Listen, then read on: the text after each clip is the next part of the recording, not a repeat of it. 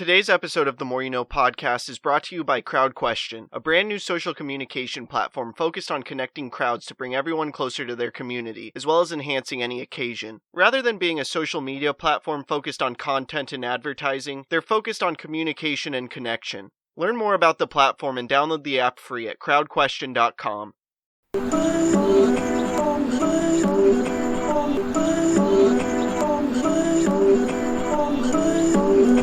I'm just trying to make it all make sense. Today's More You Know podcast.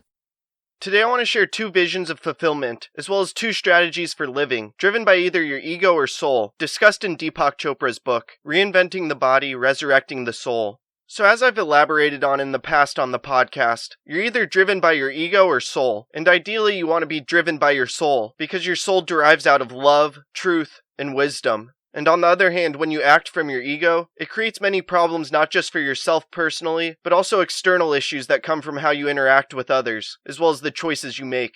And as I've previously explained, living through your ego or living through your soul are complete opposites in the same way as looking at life with a glass half full versus a glass half empty. And while you're likely to flip-flop between the two, you should always strive to live through your soul. So I want to go through how fulfillment is viewed from the perspective of the ego and the perspective of the soul, along with sharing common viewpoints and mentalities for both. And I'm going to start with the ego. So the ego's vision for fulfillment starts off by believing, I have everything I need to be comfortable. Next, I'm serene because bad things can't come near me.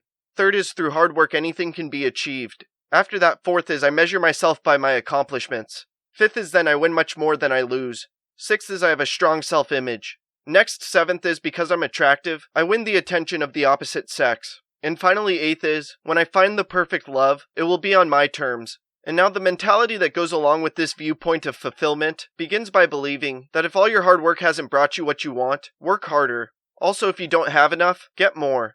Third is if your dream fails, keep following it. Next, fourth is if you grow insecure, believe in yourself more. And finally, fifth is never acknowledge failure, because success is the only option. And now that I've elaborated on the ego, I now want to share the soul's vision for fulfillment, as well as the mentality behind it. So the soul's vision for fulfillment starts off by believing, I am everything I need. Second is I am secure because I have nothing to fear in myself. Third is the flow of life's abundance brings me everything I need.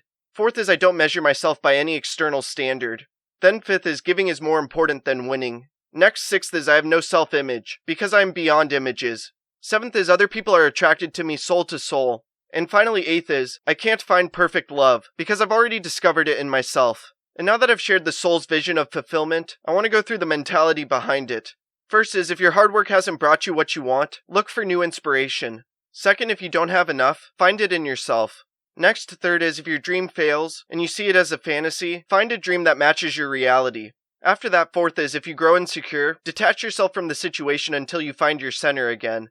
And finally, fifth is you are not shaken by either success or failure, because the flow of life brings both, as temporary stress.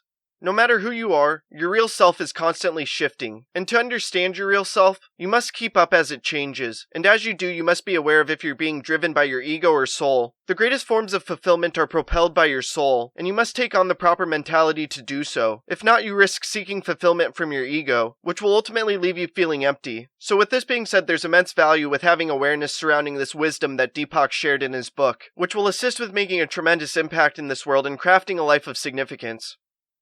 I hope this talk makes a positive impact in your life. Please subscribe to the podcast wherever you are listening or watching it. Check out other episodes. Leave a review. Follow the podcast on social media at More You Know Pod. And sign up for CrowdQuestion to ask me questions about the episode. Again, thank you for listening as we propel through podcasting with the More You Know. I'm